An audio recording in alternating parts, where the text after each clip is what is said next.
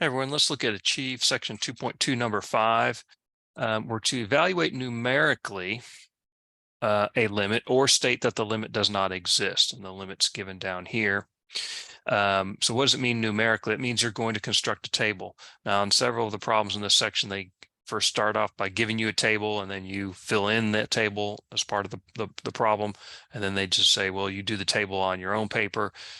And now they don't even give you a table. And so how do you do it? Same way with a table. You've got to come up with your own values as x approaches 169. And I'll show you how to do that. We're going to give our answer, real important here, to 3 decimal places. So you want to be careful about that. And then if we do have a limit that is infinite, we would use the infinity symbol for that, and DNE if the limit actually does not exist. So we need to do a table, and we're going to get close to 169. So how do we get close to 169? Well, you get close to 169 from either below or above. And so here I'm going to get close to 169 by starting at 168.5. Is there something closer to 169 than that? Sure, 168.9.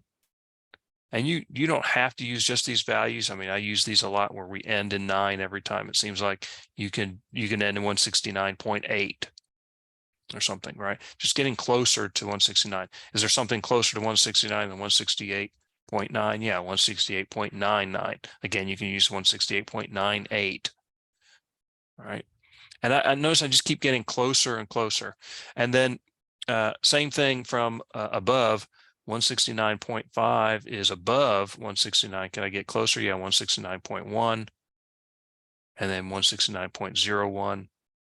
You can do 169.05. That would be closer. Whatever. Just keep getting closer and closer. And you want to do it in such a way that these values of f of x are clear. You're clearly getting to some value that it looks like we're approaching. Okay, if the limit exists. If we can't do it, right, then perhaps the limit does not exist. So how do you get these values? Again, I'm going to use my calculator under the function. I'm going to enter in, this is my function that I'm plugging into the calculator. And notice how I do that. Numerator, I have parentheses around the numerator, divided by parentheses around the denominator. So be careful to make sure you have those correctly entered in. So you've got to use your calculator correctly, tell it, the correct order of operations in this process. Okay.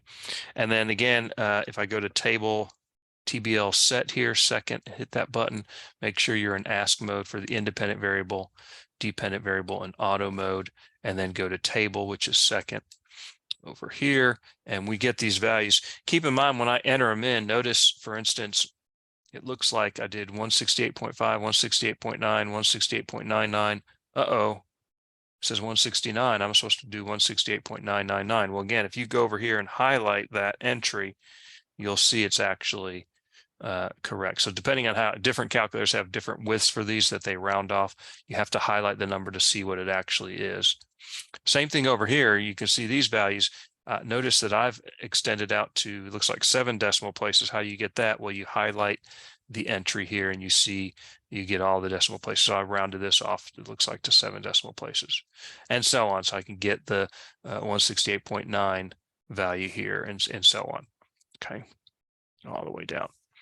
And then similarly, I got the values for 169.5 and 169.1 and so on, right? So we're just getting these values. Now we look at the table and say, well, what does it look like we're approaching? I mean, these numbers look kind of weird, but again, as we get close to 169 here with x, what are these numbers getting closer and closer to? Remember, we were supposed to round this to give an answer to 3 decimal places.